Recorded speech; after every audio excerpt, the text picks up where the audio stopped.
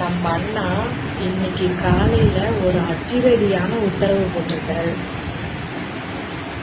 இந்த ஒரு கையெழுத்துக்காகவும் இந்த ஒரு உத்தரவுக்காகவும் இதுக்கு முன்னாடி ஆட்சி இருந்த முதலமைச்சர்கிட்ட நம்ம எவ்வளவோ வேண்டுகோள் விட்டுருப்போம், நம்ம எவ்வளவோ கதறிப்போம். ஆனால் மக்களோட குமுறல்களை செவி சாய்க்காத அரசா இருந்த அவங்க இப்போ மக்களோட குமுறுகளையும் மக்களோட வேதனையும் புரிஞ்சுக்கிட்டு பள்ளிகள், கல்லூரிகள், பொதுமக்கள் கூடுற இடத்துல,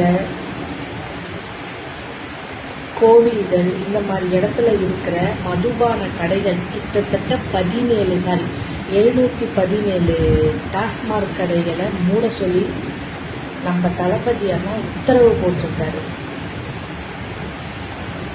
இதுக்கு தாங்க நாங்கள் இவ்வளோ பாடாப்பட்டோம்.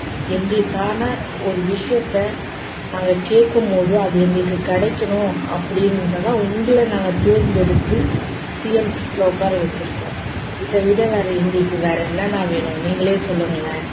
இதுக்கப்புறமும் உங்கள் ஆட்சி நல்லாட்சியாக இருக்கும்னு நாங்கள் நம்புகிறோம். நல்லாட்சியாக இருக்கும், எங்களுக்கு நம்பிக்கை இருக்காண்ணா. Thank you so much.